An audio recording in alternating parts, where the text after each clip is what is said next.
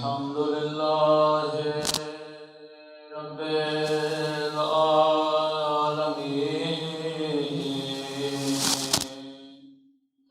الحمد لله كما هو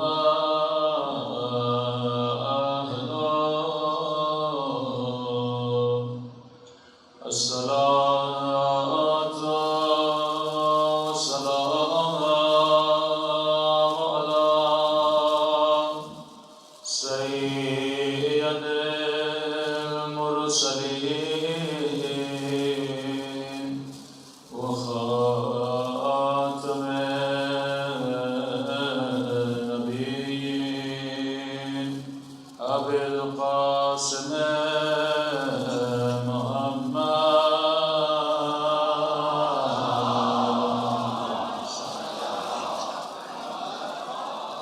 وعلى آله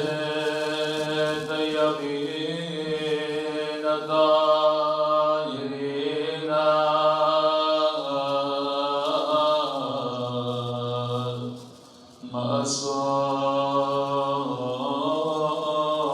المعصومين. سب لوگ اپنے مولا کی دعا اللہم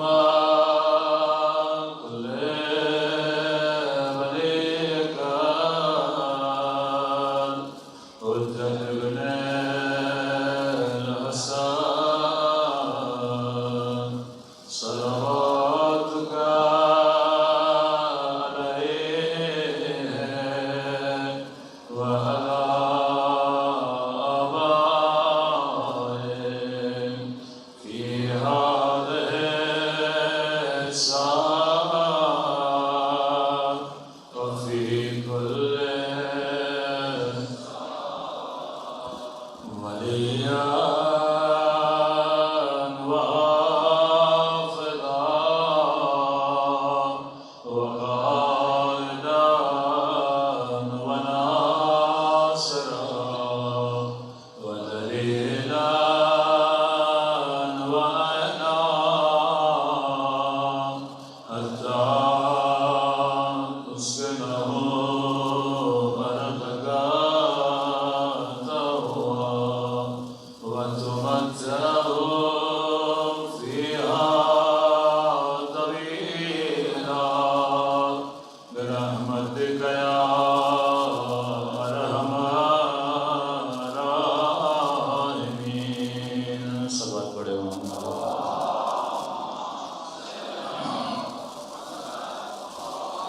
بسم اللہ الرحمن الرحیم. رب اشرح لي صدری ويسر لي امری واحلل عقدۃ من لسانی یفقهوا قولی. اما بعد فقد قال سبحانہ وتعالی فی محکم کتابہ بسم اللہ الرحمن الرحیم واعتبروا یا اولي الالباب. صلوات پڑھے محمد وعلی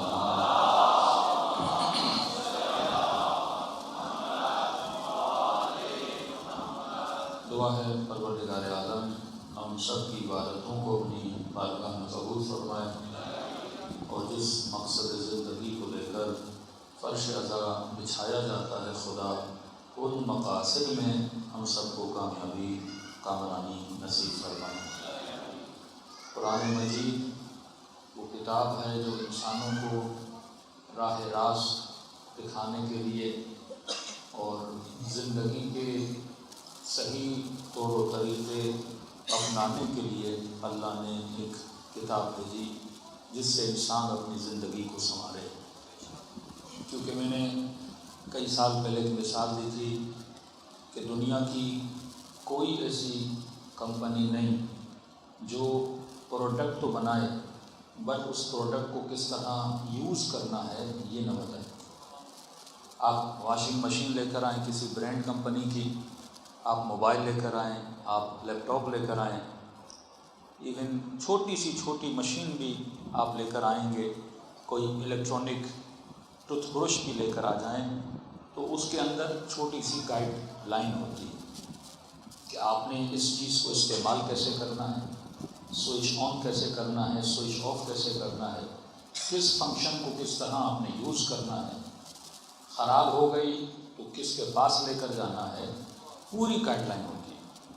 اب انسان عاقل یہ سوچے کہ کائنات کی کروڑوں مشینوں کو بنانے والا دماغ جسے انسان بولا گیا، اتنا بڑا کارخانہ جس نے جہاز بنائے، جس نے موبائل بنائے، جس نے یہ بلڈنگیں بنائیں، جس نے یہ پنکھے بنائے، یہ کارخانہ ہے انسانی کارخانہ، کہ انسانی دماغ نے اتنی ایجادات کی اس دنیا میں، تو کیسے ممکن ہے کہ اگر دنیا کے کارخانے چھوٹی چیز بنائیں وہ گائیڈ لائن دیں، اور دنیا میں اتنے بڑے وجود اور اتنی بڑی مشین کو خدا بنائے اور بغیر گائیڈ لائن کے بنائے؟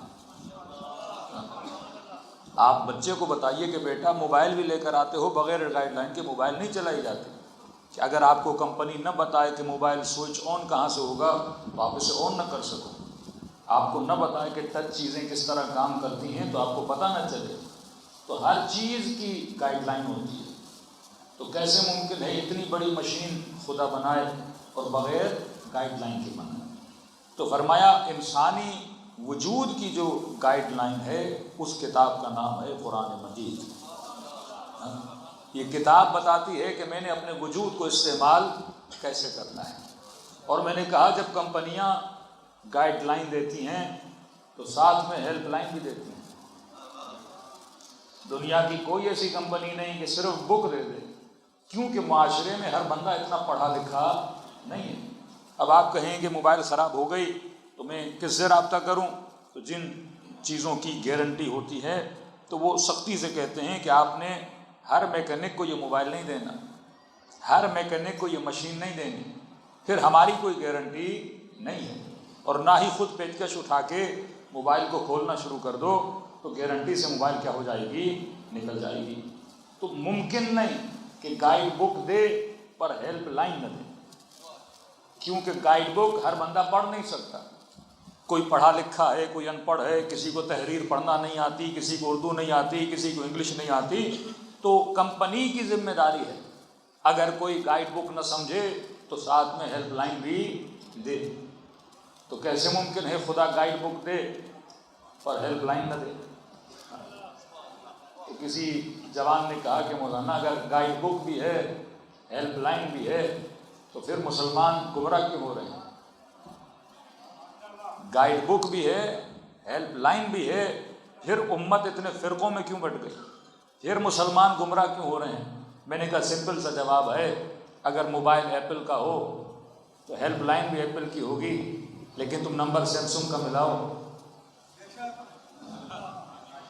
نمبر وہی ملاؤ جو خدا نے دیا ہے، نمبر غلط ملاؤ گے کبھی تجھے ہدایت نہیں ملے گی۔ تو اللہ نے گائیڈ بک بھی دی ہے اور 12 کی ہیلپ لائن بھی عطا کی ہوئی ہے۔ اور یہ نمبر کا چکر اتنا عجیب ہے کہ اگر آپ کا نمبر 0300 ہے یا 03333 ہے اور آپ نے مجھے نمبر بتایا، میں نے 13 کی جگہ پہ 0 لگا دیا، صرف ایک نمبر یہاں سے وہاں کر دیا، تو میں نے کہا ایک نمبر ادھر سے ادھر کرنے سے تجھے بندہ نہیں ملتا، تم پہلے کو چوتھے پہ رکھو گے تو تجھے خدا کہاں سے ملے گا؟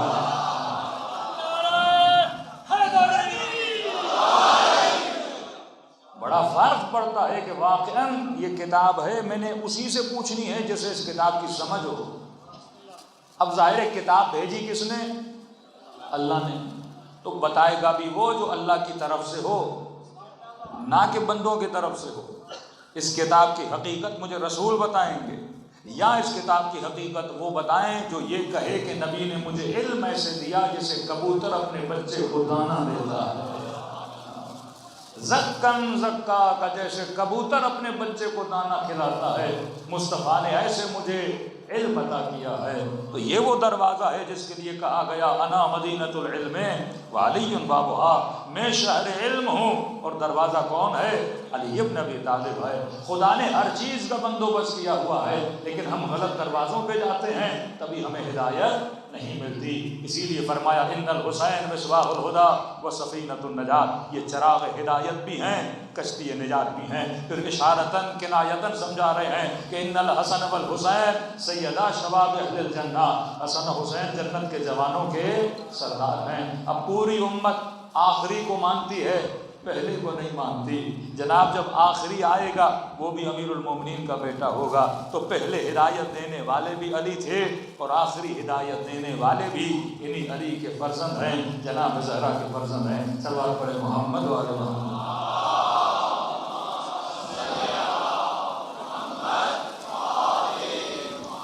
لیکن دین جب خدا نے بھیجا تو انسان کی ہدایت کے لیے بھیجا۔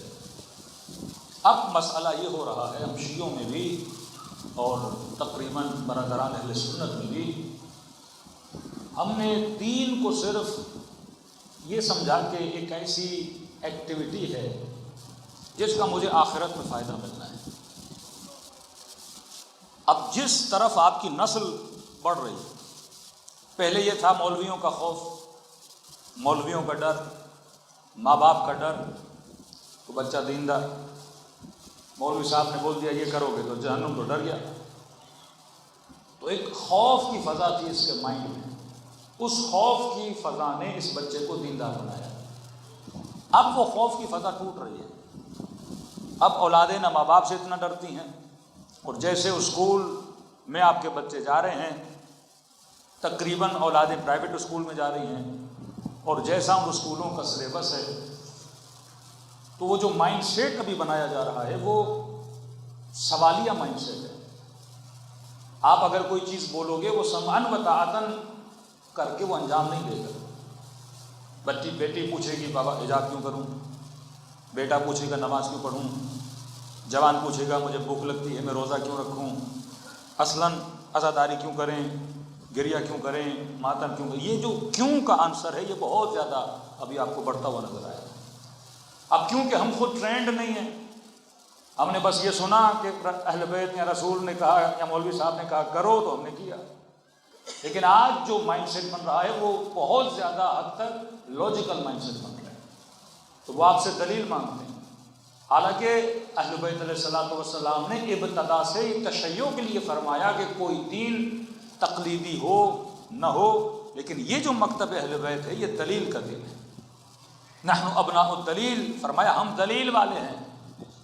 یہاں امامت کے لیے بھی دلیل ہے، یہاں توحید کے لیے بھی دلیل ہے، یہاں نماز کے لیے بھی دلیل ہے۔ تو فرمایا جب تک دلیلیں تمہارے پاس ہوگی آپ کی نسلیں آپ کے ہاتھوں سے باہر نہیں نکلے گی۔ لیکن ایک وہ دین جسے تاریخی دین سمجھا گیا کہ آپ دیکھتے ہو اکثر مسلمان شخصیت پرست ہیں۔ آج شیعہ سنی کا جھگڑا کیا ہے؟ شخصیات کا ہے کہ آپ فلاں کو مانتے ہو، فلاں کو نہیں مانتے، فلاں کو برا کہتے ہو، اور اس فلاں کی خاطر قتل بھی ہو جاتے ہیں۔ لیکن آج تک یہ نہیں سوچا اس فلاں سے مجھے کیا ملا۔ اگر ایک قوم فلاں کو مانتی ہے تو سوال ہے اس کے ماننے سے مجھے کیا فائدہ، یا اگر شیعہ امیر المومنین کو مانتے ہیں تو مولا علی کے ماننے سے مجھے کیا فائدہ۔ فرمایا اگر فائدہ نہیں تو کسی کو ماننے کا بھی فائدہ نہیں ہے۔ ہم اگر نسلوں کو امیر المومنین کو منواتے ہیں تو پھر امیر المومنین کی زندگی سے، سیرت سے بہت کچھ سکھلاتے ہیں۔ اگر ہم رسول خدا کو مانتے ہیں تو کئی ایسی چیزیں رسول نے اس زمانے میں امت کو دی کہ کسی نے اس زمانے میں امت کو نہیں دی تھی۔ لیکن ایک دین وہ ہے کہ صرف مانے جا اور یہ نہ سوچ کہ تجھے کیا مل رہا ہے۔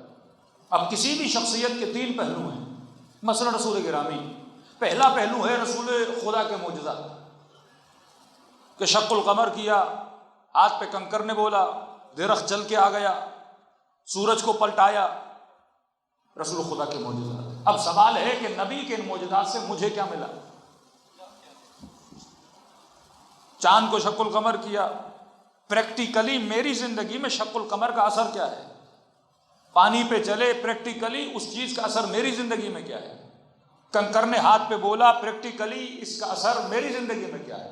اس کا اثر تو رسول کے لیے ہے نا، کیونکہ نبی نے معجزہ کیا تو ان کی ذات ثابت ہوئی کہ وہ کیا ہیں؟ نبی ہیں۔ میری زندگی کا اثر یا ان معجزات سے میرا لینا دینا نہیں ہے۔ دوسری بات، رسول خدا کا علم، کتنا علم تھا رسول خدا کے پاس؟ سوال ہے کہ اس علم کا میری زندگی سے لینا دینا ہے تو فائدہ ہے، میری زندگی سے لینا دینا نہیں تو وہ پہلو صرف کس کا ہے؟ رسول خدا کی زندگی کا ہے۔ تیسری چیز، رسول خدا کیا پہنتے تھے، رسول خدا کیا کھاتے تھے، رسول خدا کن گھروں میں رہتے تھے، رسول خدا کا لباس کیسا تھا، رسول خدا کے گھر کیسے تھے، رسول خدا کی بیویاں کتنی تھیں، رسول خدا کے بچے کتنے تھے. سوال ہے کہ کیا پریکٹیکلی اس کا میری زندگی سے کوئی لینا دینا ہے؟ سوال ہے کہ ہم اگر یہ جان بھی لیں کہ رسول کیسے گھروں میں رہتے تھے تو کیا میں آج ویسے گھروں میں رہ سکتا ہوں؟ رسول جو کھانے کھاتے تھے کیا آج آپ کے بچے ویسے کھانے کھائیں گے؟ رسول جیسا لباس پہنتے تھے، آج پوری امام بارگاہ میں کتنے لوگ ہیں جنہوں نے رسول جیسا لباس پہنا ہوا ہے؟ تو اس کا بھی پریکٹیکلی آج کے زمانے میں میری زندگی سے کوئی لینا دینا نہیں ہے. نبی کی سواری مثلاً گھوڑے پہ بیٹھے یا خچر پہ بیٹھے. آج کون سا مولوی ہے جو گھوڑے اور خچر پہ سفر کرے؟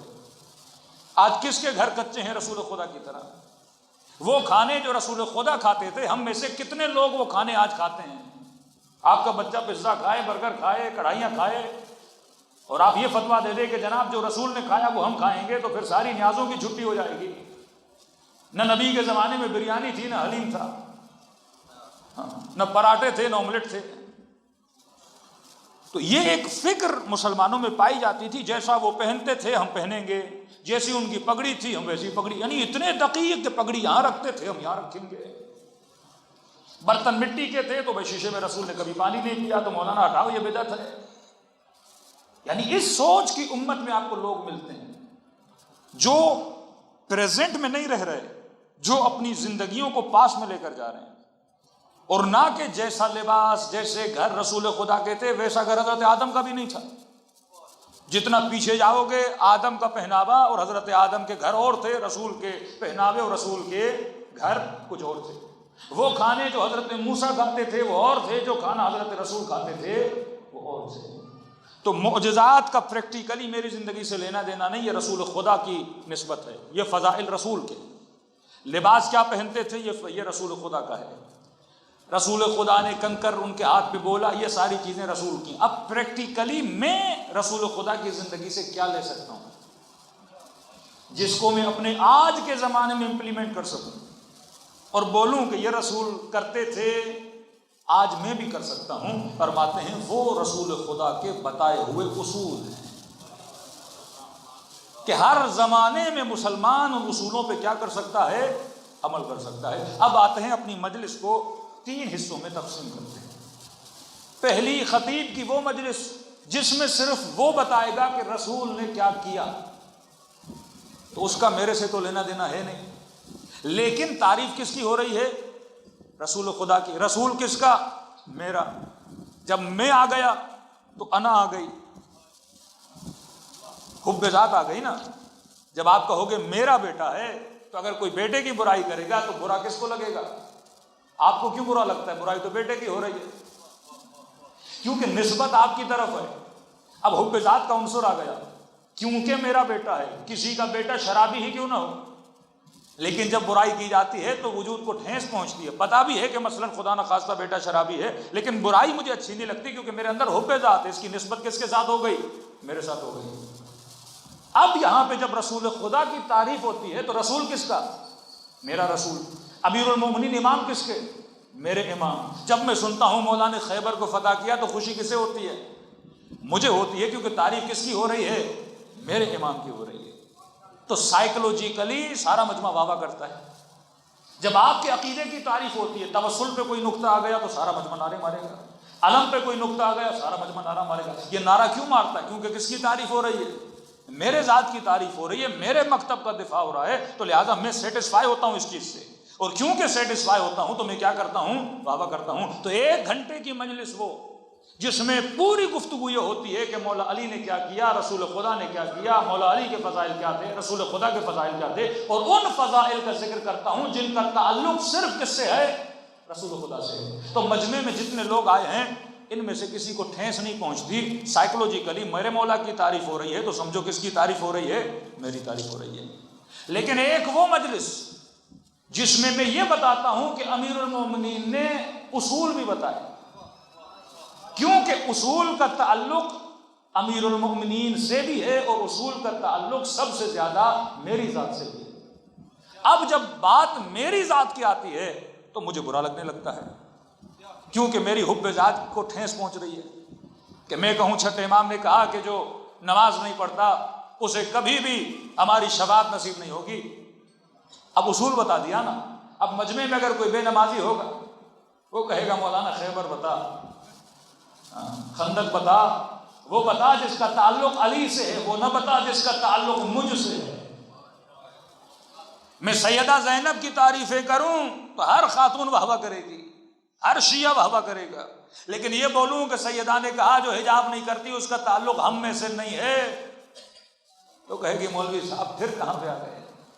اصول نہ بتا، ان کی ذات کی تعریفیں کرتا رہے تو ہمیں کوئی مسئلہ نہیں۔ اگر آپ کی مجلس میں کوئی سیاستدان آ جائے، کوئی ایم پی آ جائے، کوئی ایم این اے آ جائے، کوئی افسر آ جائے، کوئی ہائی رینک کا بندہ آ جائے، اب میں یہاں پہ رسول کی نعتیں پڑھتا رہوں، سارے کہیں گے سبحان اللہ، امیر المومنین کے قصیدے پڑھوں، سارے کہیں گے سبحان اللہ، یعنی وہ راشی جو بیٹھا ہے وہ بھی کہے گا سبحان اللہ، وہ فاسق جو بیٹھا ہے وہ بھی کہے گا سبحان اللہ۔ ہیں تو محمد کے ماننے والے نا، کوئی کتنا بھی برا ہو جائے لیکن ہے تو مسلمان، سائیکولوجیکلی نبی کی تعریف ہو رہی ہے تو وہ کیا ہوتا ہے؟ خوش ہوتا ہے۔ لیکن وہیں پہ یہ کہوں کہ رسول خدا نے فرمایا کہ رشوت لینے والا اور دینے والا دونوں جہنمی ہیں، تو چہرہ مرجھا جائے گا کہ مولوی صاحب رسول سے پھر یہاں کہاں آ گئے ہمارے اوپر؟ وہ کہیے جس کا تعلق رسول سے ہے، وہ نہ بتائیے جس کا تعلق ہماری ذات سے ہے۔ تبھی فرمایا اشہد انک قد اقمت الصلاۃ وآتیت الزکاۃ وامرت بالمعروف ونہیت عن المنکر۔ مسئلہ کیا تھا مدینے والوں کو علی بن ابی طالب سے؟ آج پوری دنیا کو علی اچھا لگے لیکن مدینے والے علی کے سلام کا جواب نہیں دے رہے۔ مسئلہ کیا تھا مدینے والوں کو امام حسین کے ساتھ؟ مسئلہ کیا ہے امام زین العابدین کے ساتھ؟ کہہ رہے ہیں یہ سب سے بڑا عابد ہے، سب سے بڑا زاہد ہے، کیونکہ جب تک عبادت ہے تو ان کو مسئلہ نہیں، لیکن جب یہی امام زین العابدین منبر پہ جا کے خطبہ دیتے ہیں اور حاکموں کو ٹوکتے ہیں کہ تم فسق و فجور کر رہے ہو، تم سنت رسول میں بدعتیں پیدا کر رہے ہو، تم دین خدا کو پامال کر رہے ہو، تو کہتے تھے نہیں ان کی زبان ہمیں پسند نہیں ہے۔ نمازیں پڑھتے رہیں تو علی بہت اچھے ہیں، امیر المومنین کو حکومت پہ لایا، طلحہ و زبیر نے کہا کہ علی حکومت پہ تو لا رہے ہیں، ہماری بڑی سپورٹ ہے آپ کو۔ امام نے فرمایا میں نے نہیں کہا کہ مجھے حکومت چاہیے، بالجبر تم علی کو حاکم بنا رہے ہو، اب عوام آ گئی ہے تو میں حکومت کو لے رہا ہوں، فرض الہی ہے جب عوام بلائے تو امام کو جانا پڑتا ہے۔ لیکن امام نے فرمایا یہ بھول جانا کہ میں حساب و کتاب نہیں لوں گا، کہ جس نے بیت المال سے پائی بھی کھائی علی تمہارے حلقوم سے باہر نکالے گا۔ پھر دونوں آ گئے کہ امیر المومنین پچھلی خلافتوں میں جو ہوا اسے چھوڑ دیجیے، اب آپ کی حکومت میں اگر کوئی 1 روپے کی کرپشن کرے آپ اس کا حساب دیجیے گا۔ امام نے فرمایا وہ امام کیسا جو پچھلا حساب چھوڑ دے۔ مسئلہ لوگوں کو عدالت امیر المومنین سے تھا۔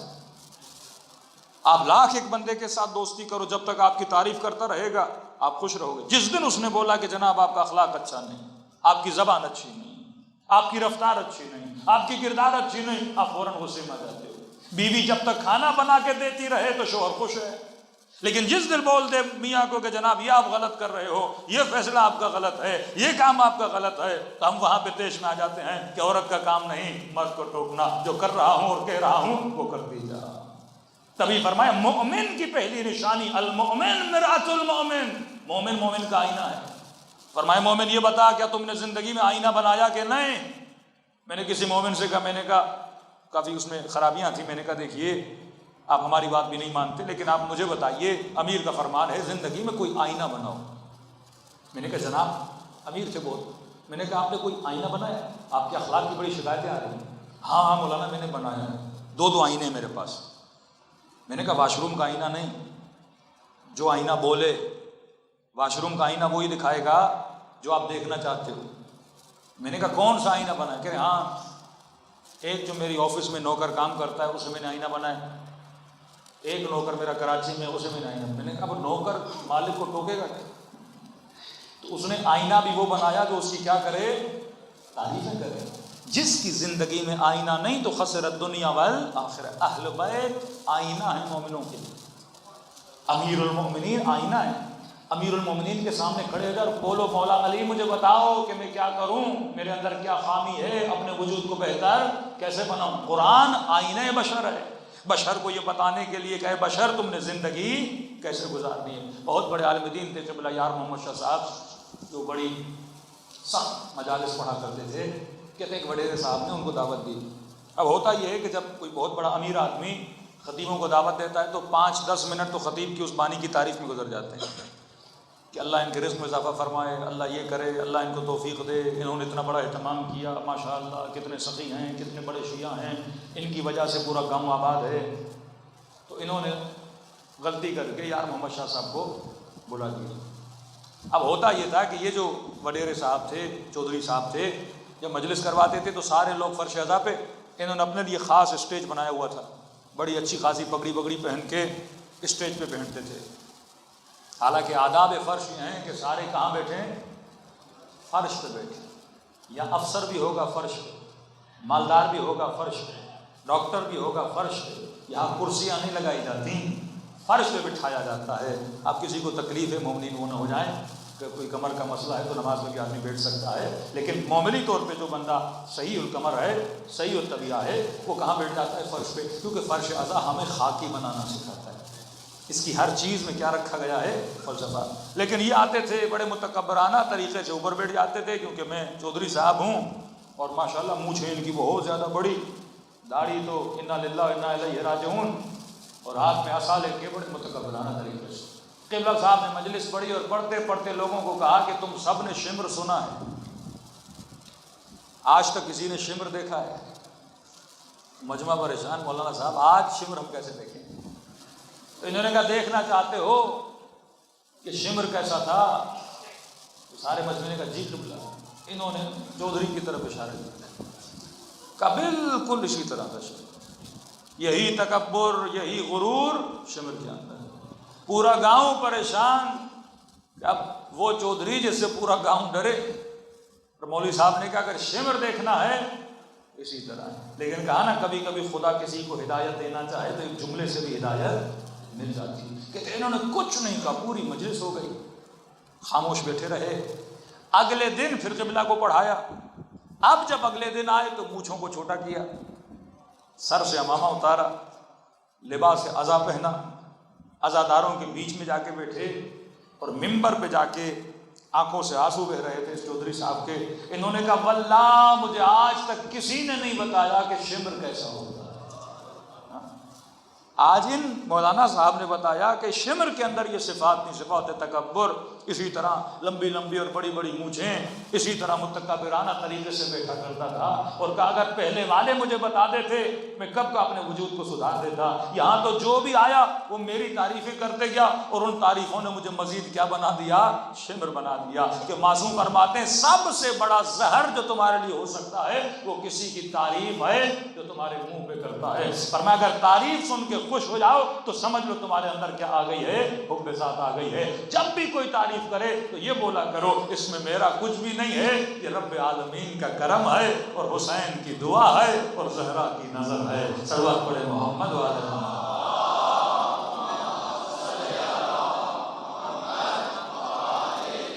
اور مولا فرماتے ہیں انا اقل الاقلین بل اقل من الذرہ. چوتھے امام کے جملے ہیں کہ اے خدا میں اقل الاقلین ہوں، سب سے چھوٹا ہوں. پھر فرمایا بل اقل من الذرہ، اے خدا میں ایک ذرے سے بھی چھوٹا ہوں. کسی نے کہا یہ کس کے سامنے مولا بات کر رہے ہیں؟ کہ یہ وجود پروردگار عالم کے سامنے. کہ خدا تیرے وجود کے سامنے ایک ذرہ بھی حیثیت نہیں رکھتا، جو کچھ ہے وہ تمہارا وجود ہے. تو اہل بیت نے مومنوں کو یہ سمجھایا کہ یہ جو قرآن پڑھ رہے ہو اس کا اثر ہونا چاہیے تمہاری زندگی. ہمارے اسلام میں خاص وقت ایسا آیا مامون کے زمانے میں کہ سینکڑوں جھوٹی احادیث بنائی گئیں تلاوت قرآن کے حوالے سے.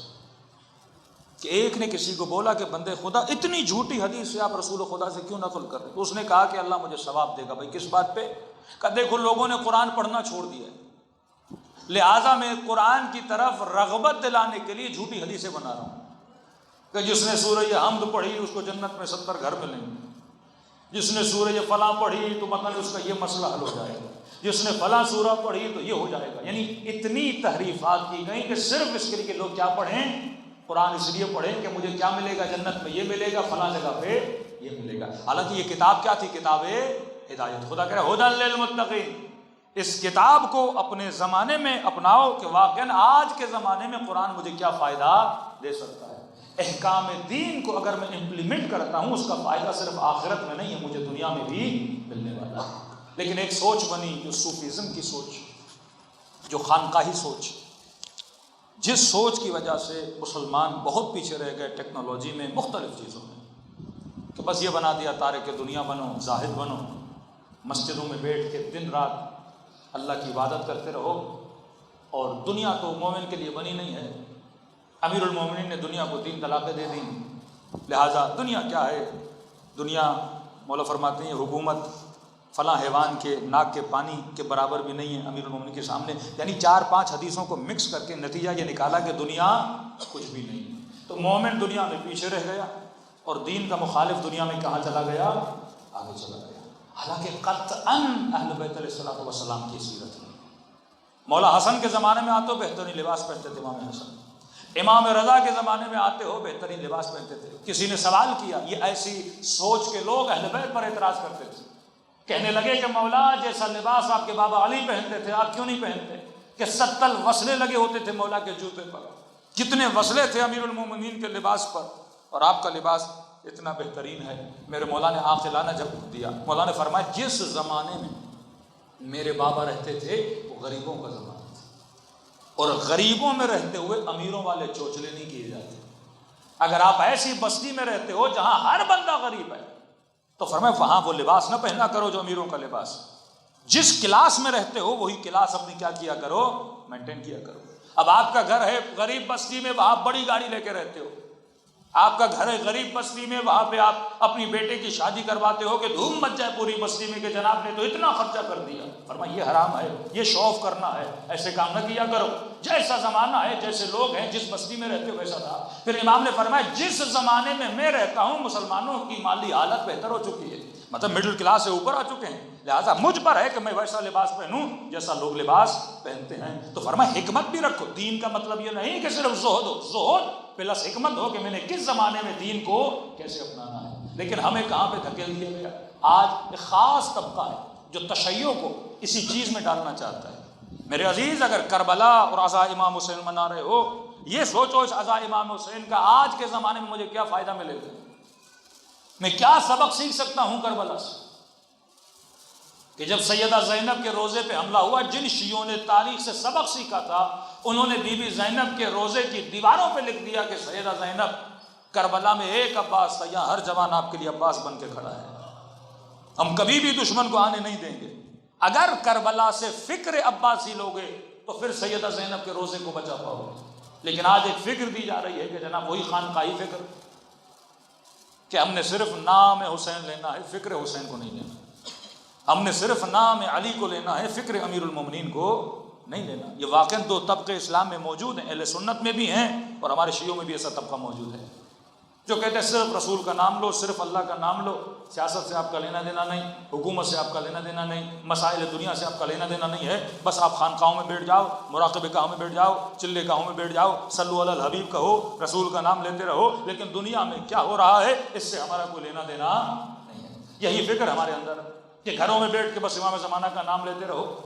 ایک خاص ترتیب بنا دی کہ گھر میں کرسی رکھو، مولا کا مصلی رکھو، بس امام آئیں گے اس کرسی پہ بیٹھیں گے اور دن رات مولا کا ذکر کرتے رہو۔ یہ سیاست کیا ہوتی ہے، حالات کیا ہوتے ہیں، جوان کس طرف جا رہے ہیں، معاشرہ کن گندگیوں میں جا رہا ہے، ہمارا نہیں جائے۔ آپ گھر میں بیٹھ کے بس مولا کا ذکر کرتے رہو، جب امام آئیں گے تو دیکھا جائے گا معاشرے میں کیا ہوتا ہے۔ بعض نے کہا بس نام حسین لو، ہمارا کیا جائے، دنیا میں کیا ہو رہا ہے، کتنا ظلم ہو رہا ہے، آپ بس یزید پہ لعنت بھیجتے رہو، ہمارا کیا جائے کہ آج کتنا ظلم ہو رہا ہے۔ تو بھائی تاریخ پر اگر صرف نگاہ رہے تو پھر بار بار خدا قرآن میں یہ کیوں کہہ رہا ہے وَاعْتَبِرُوا يَا أُولِي الْأَلْبَابِ، عبرت لو قرآن کے قصوں سے، عبرت لو تاریخ سے۔ تاریخ ایک مشق ہے۔ پاکستان ترقی کیوں نہیں کر رہا؟ کیونکہ ہم بار بار ایک کام کرتے آ رہے ہیں، اپنے پاس سے کیا نہیں لے رہے، عبرت نہیں لے رہے۔ کہ معصوم فرماتے ہیں ایک ڈپریشن میں جانے کی وجہ یہ ہے کہ انسان پاس میں رہتا ہے۔ کہتے ہیں نہ فیوچر میں رہو نہ پاس میں رہو، پریزنٹ پہ رہنا سیکھو۔ کئی جوان آتے بولانا پاس میں ہم بڑے امیر تھے لیکن ابا نے سارا پیسہ ضائع کر دیا، پاس میں ہم یہ تھے۔ اب وہ جب تک اپنے پاس کا سوچتا رہے گا انزائٹی اس کی بڑھتی رہے گی۔ کہ کل میں یہ تھا، کل میں وہ تھا. کہا جو آج ہو اس پہ تمہارا کیا رہے؟ فوکس رہے. دو چیزیں یاد رکھو، پاسٹ میں جو ہوا اس سے عبرت حاصل کرو، وہ غلطی اپنے آج میں نہ کرو. کل کے لیے پاس سے عبرت لے کے تدبیر کرو کہ پھر کل وہ غلطیاں نہ کرو جو تم نے اپنے پاس میں غلطیاں کی تھی. یہ معصومین سکھاتے تھے کہ کربلا رونما ہو گئی، اب کربلا سے کچھ سیکھو کہ ایسا نہ ہو کہ پھر تمہارے دوسرے امام کو اس طرح بے دردی سے کیا کیا جائے؟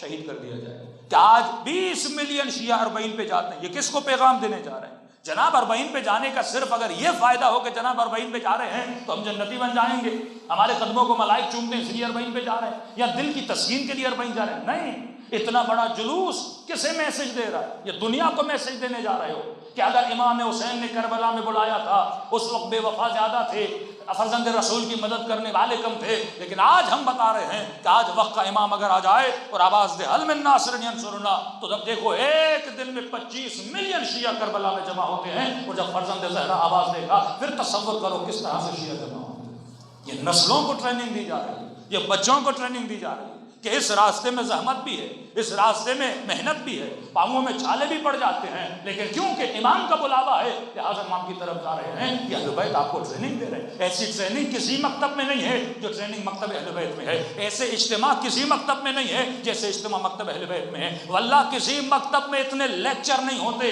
جتنے لیکچر مکتب اہل بیت میں ہوتے ہیں. یہ گنیز بک میں آپ ریکارڈ سب کر سکتے ہیں کہ دنیا کا ایک مذہب دکھاؤ جس کے اندر اتنے لیکچر ہوتے ہوں جتنے لیکچر مکتب اہل بیت میں. صرف میں نے لاہور کا ریکارڈ نکالا، شمالی لاہور کا، صرف 2.5 مہینے میں، صرف بتا رہے تھے مولانا 10 دن میں کوئی 700 مجالس ایک چھوٹے سے علاقے میں ہوتی ہیں. ہم نے کہا ہمیں 2.5 مہینے کا ریکارڈ تقریباً 2700 مجالس پر ڈے کا ریکارڈ نکالا. 18 گھنٹے ایک دن میں صرف مجلسیں ہوتی ہیں لاہور کے مختلف جگہ جگہ پہ، صرف شمالی لاہور کا. یعنی آپ پورے پاکستان کا ریکارڈ نکالے، بھائی کسی مکتب میں اتنے لیکچر نہیں ہوتے جتنے مکتب اہل بیت میں. یہ لیکچرز کیوں ہو رہے ہیں؟ تاکہ لوگوں کی کیا کی جائے؟ ذہن سازی کی جائے. اب دشمن سوچ رہا ہے بھائی جتنا پیسہ خرچ کر کے کسی انسٹیٹیوٹ میں بھی آپ لوگوں کو اتنے آورز نہیں لے سکتے جتنے آور امام حسین لوگوں کی تربیت پہ لگا رہے ہیں. تو اب کہا تربیت کو ہٹانے کے لیے کرو کہ ان کو صرف تاریخ پہ کیا کر دو؟ محدود کر دو. ان کی تاریخ کو فیسٹیول بنا دو، یہ صرف تہوار بن جائے. جس طرح ہولی ہے، جس طرح کرسمس ہے، جس طرح مختلف تہوار ہیں، یہ آئیں 4 نعتیں پڑھیں اور واپس چلے جائیں، لیکن ان کو فکر محمد نہ دی جائے، فکر حسین نہ دی جائے. اور جن قوموں نے فکر حاصل کی، کوئی حزب اللہ بنا، کہیں پہ انقلاب آیا. جنہوں نے فکر حاصل کی انہوں نے داعش کو عراق سے باہر پھینک دیا. جنہوں نے فکر حسین کو لیا وہ یمن کے انقلاب کے بانی بنے. ایک طرف وہ شیعہ جو فکر حسین کی فکر کو لے رہے ہیں اور دیکھو ان کے جوان مجاہد بنے ہوئے ہیں اور پوری دنیا میں شیعوں کے لیے باعث فخر بھی بنے ہیں، عزت بھی بنے ہیں. آج اگر ہم بطور شیعہ کہیں پہ سر فخر سے بلند کر سکتے ہیں تو کس کی وجہ سے؟ حزب اللہ لبنان کی وجہ سے نا. کس کی وجہ سے؟ جو اسرائیل کو منہ توڑ جواب دے رہے ہیں ان کی وجہ سے. ہم نے ذاتی طور پہ تو کوئی کارنامہ نہیں کیا. یہ کارنامہ کس کا ہے؟ فکر ابی عبداللہ حسین کا کارنامہ ہے. لیکن کچھ ایسے ہیں جو کہتے ہیں لوگوں کو صرف نام حسین تک باقی رکھو. پھر پاکستان میں نے ایسے محلے بھی دیکھے جو پوری رات ماتم و روزہ داری کرتے ہیں لیکن اس کے بعد پھر چرس بھی پیتے ہیں، نشہ بھی کرتے ہیں. یہ بھی تو ہیں نام لینے والے، لیکن یہ وہ تھے جو صرف نام حسین تک باقی رہے. ایسے میراثی بھی تو ہیں جو دن رات مولا حسین کا نام لیتے ہیں، نشہ بھی کرتے ہیں. ان کی شادیوں میں جاؤ تو شرم آتی ہے کہ واقعہ یہ کسی حسین کے چاہنے والے کی شادی ہے جس میں گندی ترین ولگر ترین گانے والیوں کو اپنی شادیوں میں بلاتے ہیں اور کہتے ہیں حسین کے ماننے والے ہیں. یہ کیسا دین ہے؟ یہ دین تھا جو امام حسین میں دینا چاہتے تھے. یہ وہ لوگ ہیں جو تشیع کو یہاں لا کے کھڑا کرنا چاہتے ہیں کہ صرف نام تک باقی رہو. اور کچھ وہ ہیں جو کہتے ہیں نام حسین بھی لو اور فکر حسین بھی لو، نام خدا بھی لو اور فکر پروردگار عالم بھی لو. جب کہتے ہو لا الہ الا اللہ تو یہ بلیو رکھو کہ اللہ کے علاوہ دنیا میں کوئی سپر طاقت نہیں ہے. خوف ہو تو بس پروردگار عالم کا خوف ہو. اگر یہ اعتقاد مسلمانوں کے اندر آ گیا تو واللہ کس دشمن کی ضرورت ہوگی. کتنی تعداد ہے؟ کہتے ہیں کوئی 1.5-2 کروڑ شاید دنیا میں یہودی، لیکن کتنے مسلمان ہیں. آج چھوٹے سے یہودی پورے مسلمانوں کو ذلیل کر رہے ہیں، آپ کے بچوں کی جانیں لے رہے ہیں، خواتین کے ساتھ زیادتیاں کر رہے ہیں، لیکن امت خاموش ہے کیونکہ ہم صرف نام تک باقی رہے، ہم نے اس فکر کو نہیں لیا جو رسول خدا ہمیں دینا چاہتے تھے، اور دشمن نے فکر پہ کام کیا، شیطانی فکر پہ کام کیا، طاغوتی فکر پہ کام کیا، اس وجہ سے آج دشمن کیا ہے؟ کامیاب ہے۔ تو جب تک دین کو فکری طور پہ نہ لیا جائے، آج کہتے ہیں یہ سیکولرزم کا کانسیپٹ کیا ہے؟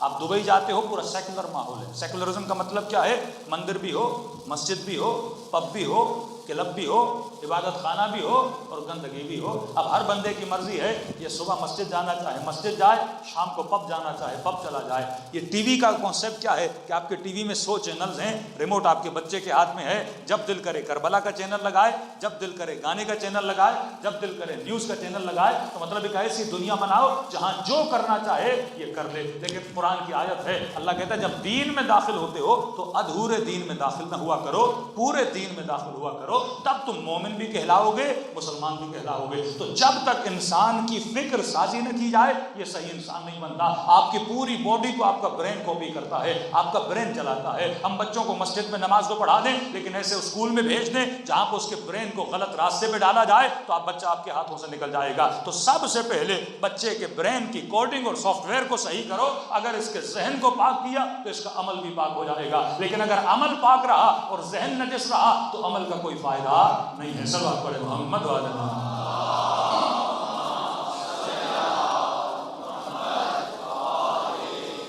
تو ایک چیز یاد رکھیے، دین کا کوئی بھی ایسا حکم نہیں جس کا ہمیں دنیا میں فائدہ نہ ہو۔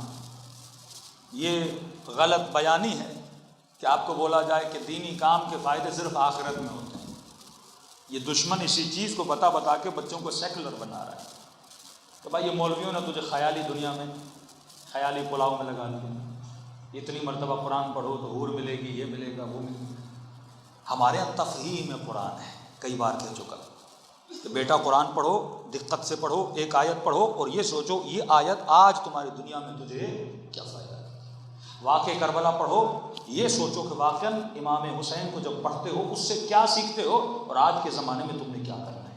اگر ہم کربلا کی سوچ کو سمجھ جاتے ہمارے ملکوں میں کبھی ظلم نہ ہوتا، زیادتی نہ ہوتی، کیونکہ معاشرہ ظلم پہ خاموش رہتا ہے، ظالم اور آپ پہ کیا کرتا ہے؟ ظلم کرتا رہتا ہے۔ کربلا کا مطلب ہے کہ آزاد بنو، کربلا کا مطلب ہے کہ حر بنو، کربلا کا مطلب ہے کہ کرامت انسانی کو سمجھو۔ اس کائنات میں سب سے زیادہ اگر کسی وجود کی عزت ہونی چاہیے وہ وجود انسان ہے۔ اسلام کرامت انسانی کا درس دیتا ہے۔ ایک چونٹی ہے، ایک چڑیا ہے، آپ کسی بکری کو بھی مار دیتے ہو، آپ کسی مرغی کو بھی ذبح کر دیتے ہو، اس کی اتنی ویلیو نہیں ہے، وہ خادم بشر ہے۔ لیکن ایک انسان کو مارو گے اس کا قصاص ہے، ایک انسان کو قتل کرو گے القتل بالقتل ہے، اس کو مارو گے اس کی سزا تمہیں ماری۔ ایک انسان کا مال چوری کرو گے اسلام کہتا ہے اس کے ہاتھ کو کاٹ دیا جائے۔ ویلیو انسان کی، کرامت انسانی ہے۔ جس بشر کو خدا نے عزت دی، جس کو اشرف المخلوقات کہا، آج وہی انسان اس کائنات میں کیا ہو رہا ہے؟ ذلیل ہو رہا ہے۔ آج ایک بم کے نتیجے میں کبھی 250 کبھی 3000 40,000 لوگ مارے جاتے ہیں۔ یہ کرامت انسانی کی ذلت کی جا رہی ہے کہ جس انسان کو خدا نے جس کے لیے پوری کائنات بنائی، میں اسی انسان کو کیا کر رہا ہوں؟ قتل کیے جا رہا ہوں۔ اور اسی کرامت انسانی کے لیے، بقا کے لیے امام حسین کربلا کے میدان میں آئے۔ فرما اگر یہ یزید جیسا خبیث حاکم بنا تو معاشرہ تباہ و برباد ہو جائے گا۔ ہو سکتا ہے کسی کے ذہنوں میں ایک سوال اٹھے کہ امام حسین نے قیام کیا، بعد والے اماموں نے کیوں نہیں کیا؟ یا آج یہ سوال کیا جا رہا ہے کہ اتنے بڑے بڑے واقعات ہو گئے مدینے میں امام حسین کی شہادت کے بعد، تو امام زین العابدین ان واقعات کے خلاف کیوں نہیں اٹھے؟ وہاں پر بھی تو کیا ہو رہا تھا؟ ظلم ہو رہا تھا۔ یاد رکھیے آپ کے 3 اماموں نے قیام کیا۔ قیام کے پیچھے سبب ہوتا ہے۔ امام خمینی نے کتاب لکھی انقلاب اسلامی، اس میں انہوں نے لکھا کہ ایک معاشرے میں عالم کب قیام کر سکتا ہے، مثلا پاکستان میں ہے، یہاں پہ ایک عالم کب قیام کر سکتا ہے؟ ایسے تو نہیں کہ کل ہم کلیشن کو اٹھا کے بولیں اب پاکستان میں انقلاب لانا ہے، اس طرح نہیں ہوتا۔ کہا قیام کرنے کی شرائط کیا ہیں، یہ معصومین نے بتائی ہیں، ہمیں سیرت اہل بیت سے پتہ چلتی ہے۔ وہ لوگ جو صاحب بصیرت نہیں ہیں، سیرت کو پڑھتے نہیں ہیں، پھر اعتراض سیرت کس پہ کرتے ہیں؟ معصوم پہ کرنے لگتے ہیں کہ امام زین العابدین نے قیام نہیں کیا، مولا محمد باقر نے قیام نہیں کیا، امام جعفر صادق نے قیام نہیں کیا، کسی امام نے قیام نہیں کیا، آپ کے 3 اماموں نے قیام کیا۔ پہلے امام امیر المومنین، وقت حاکم کے خلاف قیام کیا کہ شام میں جو گورنر تھا وہ معاویہ بن ابی سفیان تھا، وہاں کا حاکم تھا، امیر المومنین نے اس کے خلاف قیام کیا۔ اس کے بعد امام حسن ابن علی اسی امیر شام کے خلاف قیام کیا، پھر امام حسین ابن علی اسی امیر شام کے بیٹے کے خلاف کیا کیا؟ قیام کیا۔ قیام کب کرتے ہیں؟ 25 سال امیر المومنین گھر میں خاموش رہے۔ جب ہم بولتے ہیں خاموش تو اس کا مطلب مولا قیام نہیں کر رہے، لیکن 25 سالوں کے بعد جب لوگ امیر المومنین کے در پہ آتے ہیں، حکم کلی ہے کسی بھی معاشرے میں اگر کسی عالم کے پیچھے ایک امت کا خاص طبقہ پیچھے آ جائے کہ جناب آپ کیا کریں، ظلم کے خلاف قیام کریں، اب اس عالم پر بھی واجب ہے قیام کرے اور اس امام پر بھی واجب ہے کہ وہ کیا کرے؟ قیام کرے۔ مولا علی امیر المومنین کے پاس آئے کہ نہج البلاغہ کے جملے ہیں کہ مالک اشتر کہتے ہیں اتنا مجمع لگا کہ ہمیں خوف تھا کہ حسن و حسین لوگوں کے پاؤں کے نیچے نہ آ جائے، کہ ہم اسی بچانے پہ لگے تھے کہ حسن و حسین کو کنارے پر لے جائیں، اتنا ہجوم، یہاں تک بول دیا کہ علی اگر خلیفہ نہیں بنو گے تو ہم تلواریں تمہارے خلاف اٹھائیں گے، کہ معاشرہ اتنا تباہ ہو گیا، ہم یہ چاہتے ہیں کہ علی آ کے حاکم بنے۔ مولا فرماتے اب حجت الہی مجھ پر تمام ہے، اگر لوگ چاہتے ہیں تو علی قیام کرے گا۔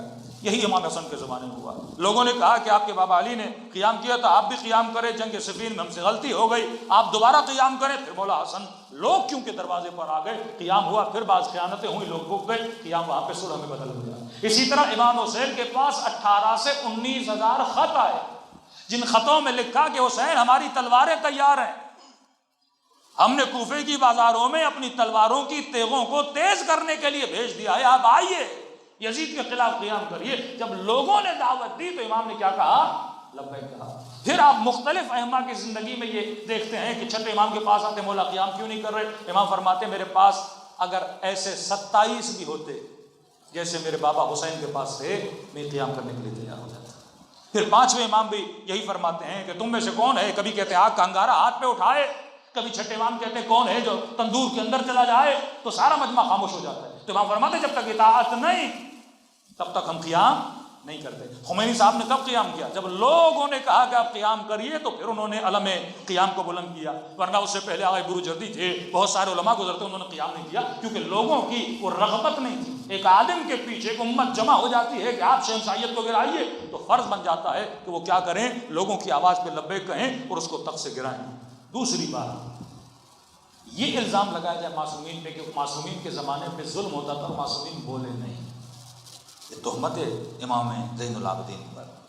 آپ کو پتا ہے کہ واقع حرہ جب ہوا 700 کے قریب قاری قرآن مارے گئے، 27-28 کے قریب صحابی رسول مارے گئے، اس وقت امام زین العابدین کا گھر مشہور تھا بیت الامن کے نام سے، یعنی اس وقت جن پہ ظلم ہوتا تھا وہ پناہ کس کے گھر میں آ کے لیتے تھے؟ امام زین العابدین کے گھر میں۔ کتنوں کو امام زین العابدین نے پناہ دی ہے۔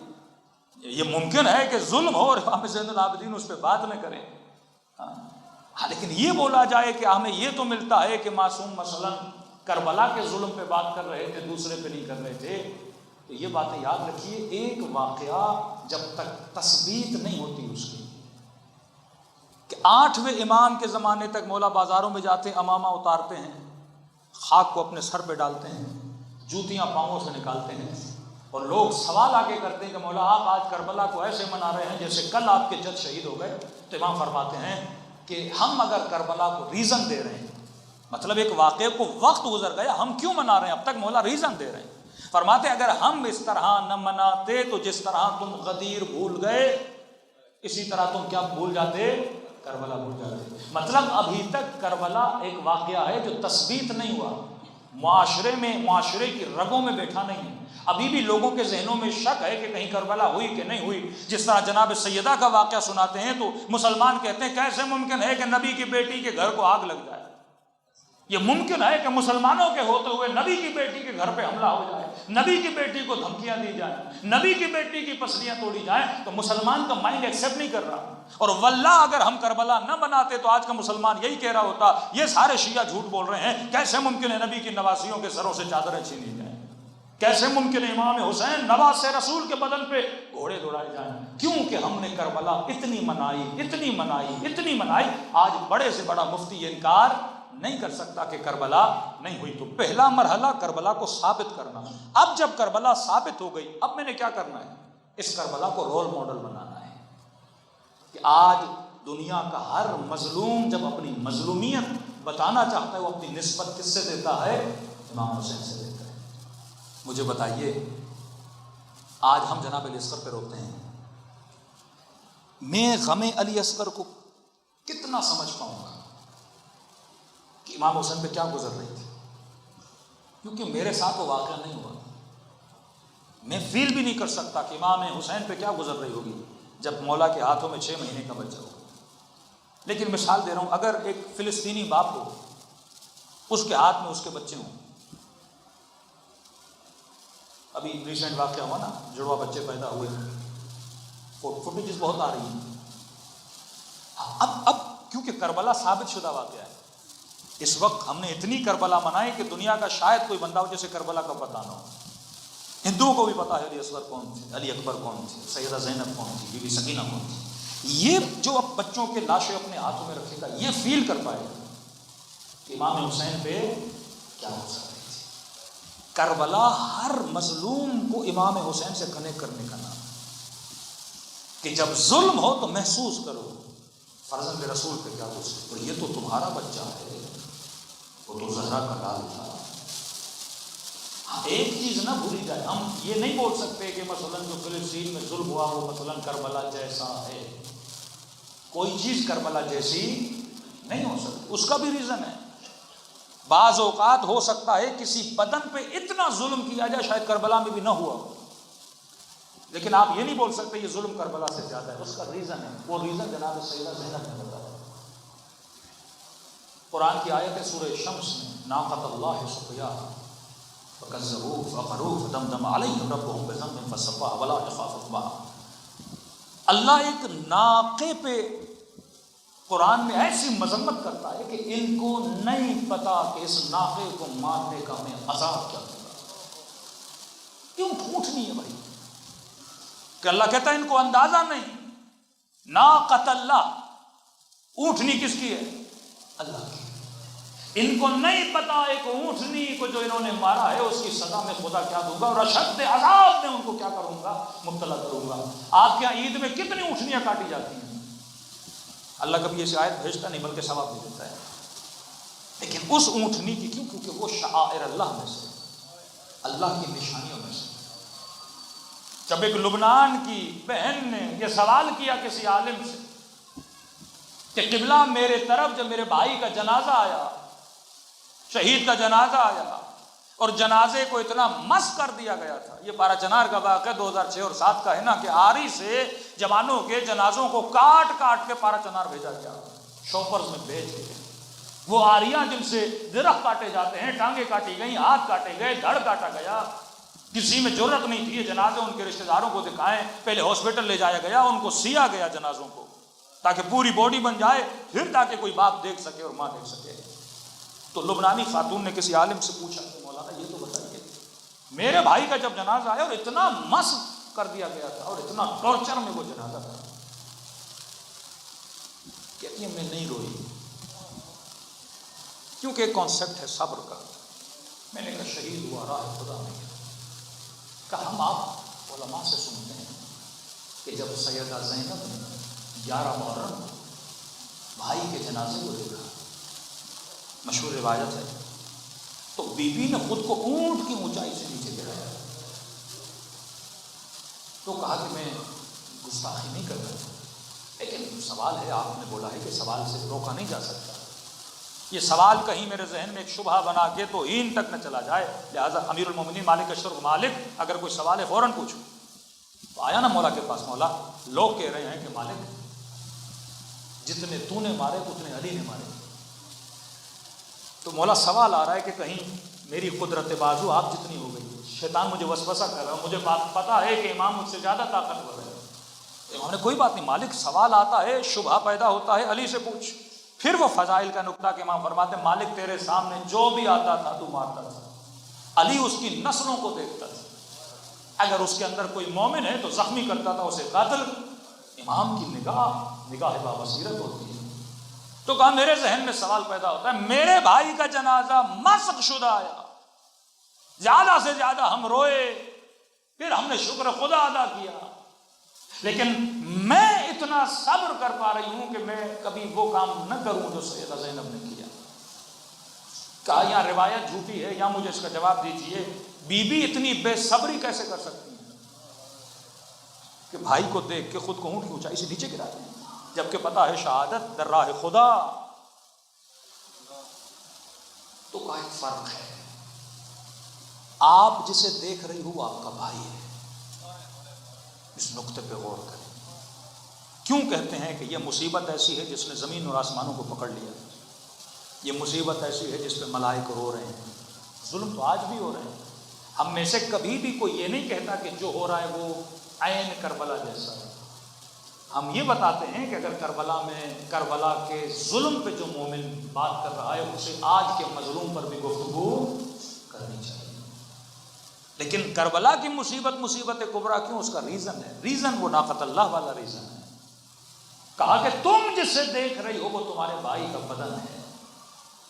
بی بی زینب دو چیزوں کو دیکھ رہی ہے۔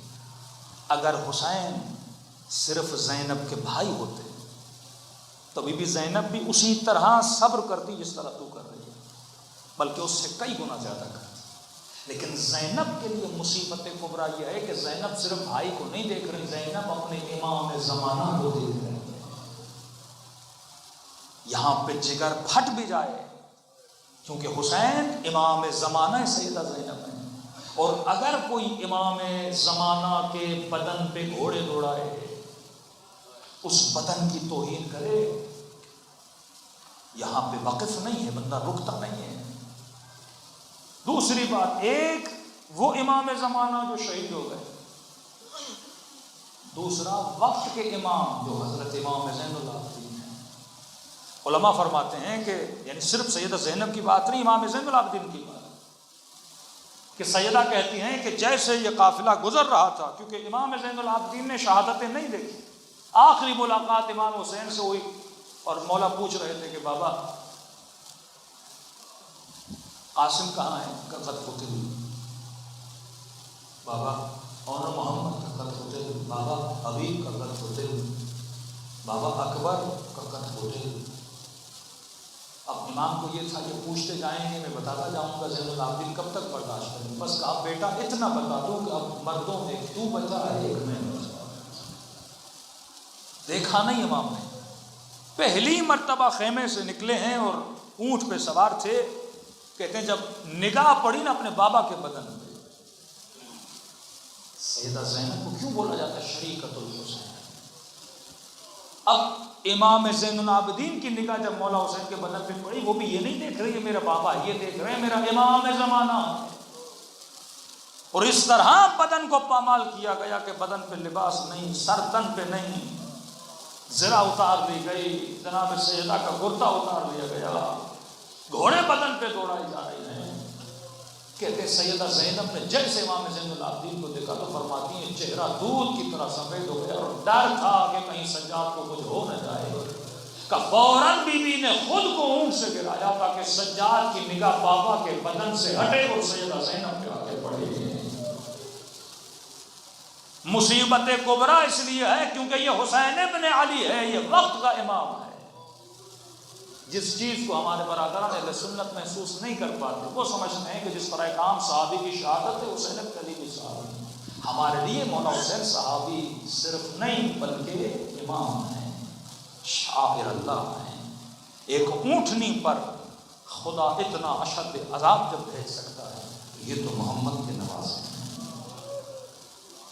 حضرت ابراہیم آگ میں جاتے ہیں تو بلوغ الغار کر جاتی ہے، تبھی فرمایا کہ اللہ کبھی بھی حسین کے غم کی حرارت کو بجھنے نہیں دیا۔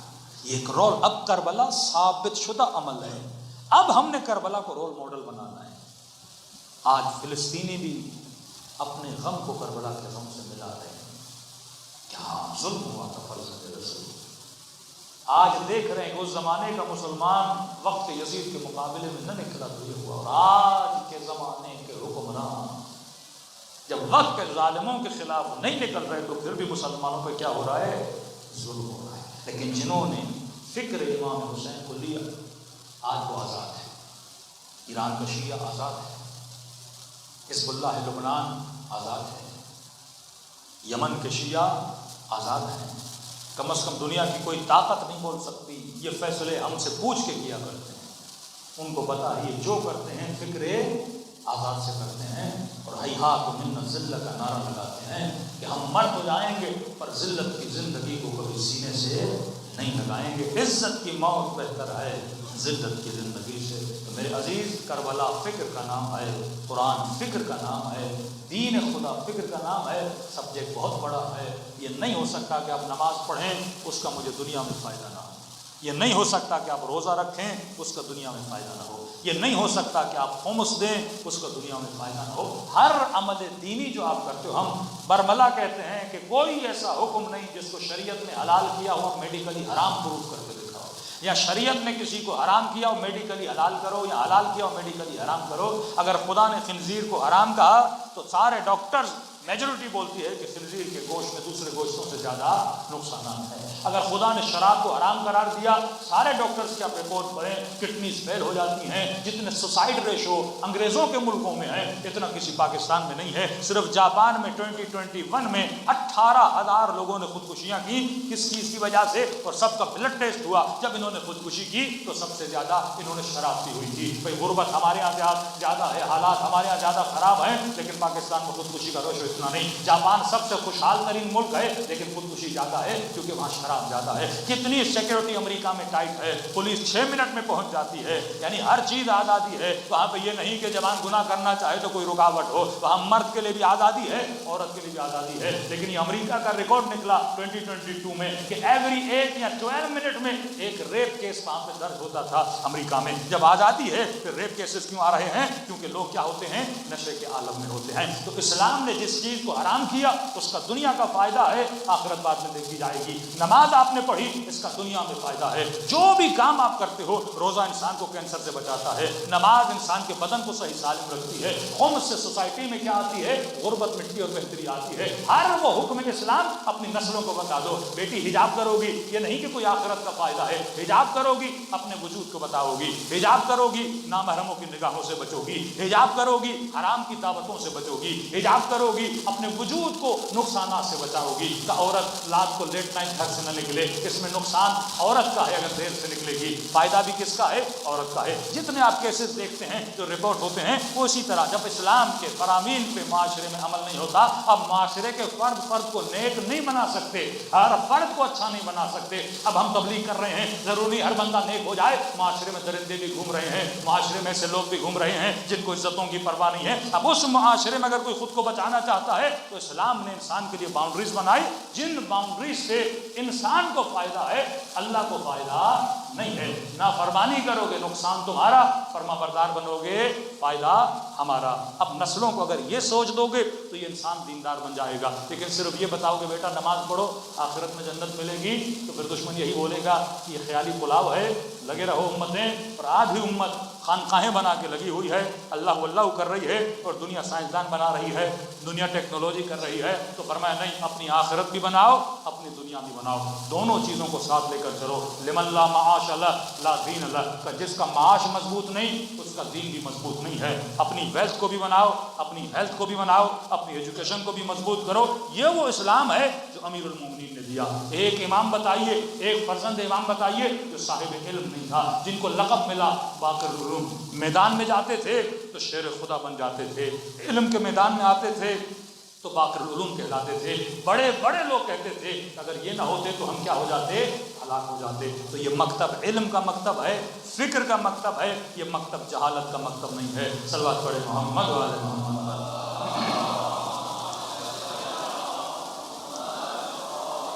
جنہوں نے صرف نام تک باقی رہے، میں نام نہیں لوں گا لیکن اسی پاکستان میں کئی ایسے آپ کو نام اہل بیت لینے والے ملیں گے. بھائی نام کا بھی فائدہ ہے لیکن اس سے سوسائٹی میں بہتری نہیں آتی. ان کی نسلیں آپ دیکھیں گے، ان کی اولادیں آپ دیکھیں گے، یعنی ننگ بن چکے ہیں کہ ان 4 لوگوں کو دیکھ کے دنیا یہ بولے کہ شیعہ ایسے ہوتے ہیں. فرمایا مکتب کو باعث زینت بناؤ، باعث ذلت نہ بناؤ. آج واقعاً حزب اللہ لبنان ہمارے سروں کو فخر سے بلند کیا ایسے شیعوں نے کہ دشمن بھی ان کا نام لیتے ہوئے لرزتا ہے، کانپتا ہے۔ یہ بہادری جو مکتب علی کی بہادری، یہ بہادری جو امام حسین کی بہادری، کہ ایک جاتا تھا میدان میں یزیدی کانپتے تھے، گھبراتے تھے کہ کون جائے حضرت عباس سے مقابلہ۔ امام حسین زخمی ہو کے زمین کربلا پہ تھے، لیکن کا کسی کی ضرورت نہیں کہ آگے بڑھے، امام حسین کا سر قلم کرے کہ پھر یہ شیر خدا کرے، بہت ہو چکا ہے، دلوں کو کربلا کی طرف روانہ کریں، ایسے سلام کریں اور ان ہستیوں کو سلام کریں جن کی وجہ سے ہمیں آج عزت بھی ملی، آبرو بھی ملی اور گھر سے سامنے۔ السلام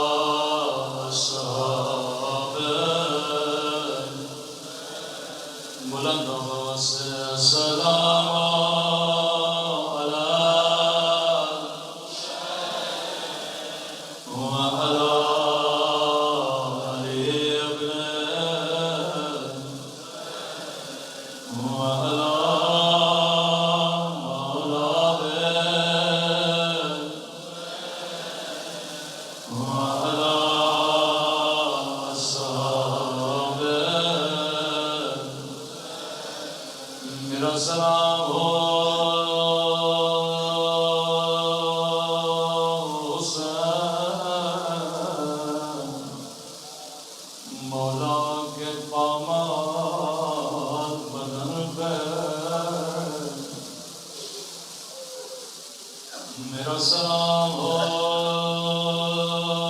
اس درد بھرے منظر پہ جب زینب کی نظر بھائی کے بدن پہ پڑی،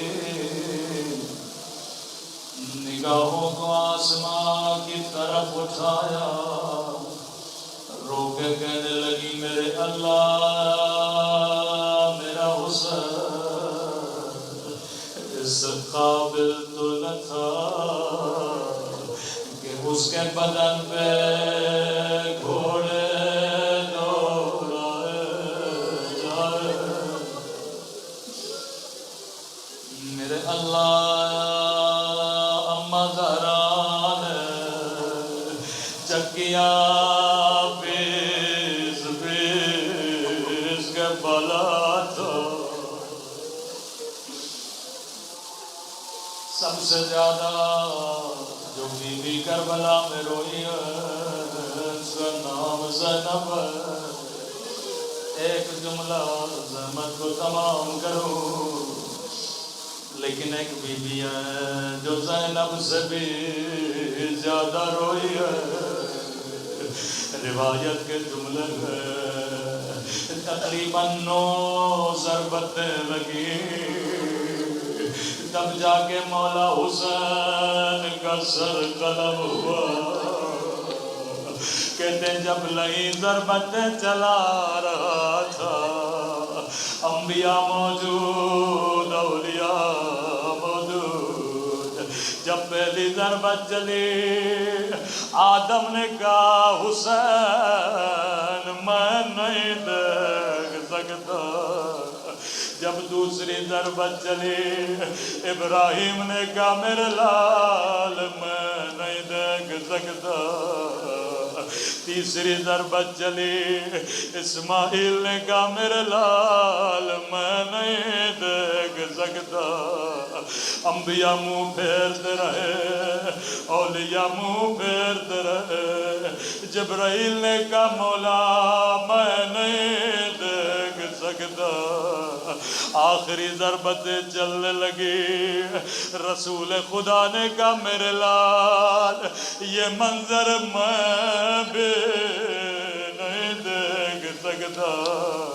کہتے ہیں یا آخری ضرب چلی حسن نے کہا حسین میں بھی نہیں دیکھ سکتا, علی نے کہا لال میں بھی نہیں دیکھ سکتا. امام حسین کی آواز آئی مجھے سب چھوڑ کے چلے گئے. ایک مرتبہ کالے برقعے میں بی بی آئے, اپنے دامن کو پھیلایا, رو کے کہنے لگی میرے لال حسین تیری ماں زہرا موجود ہے. میں کہوں بی بی کہاں کہاں جاؤ گے, کبھی کربلا کبھی کوفہ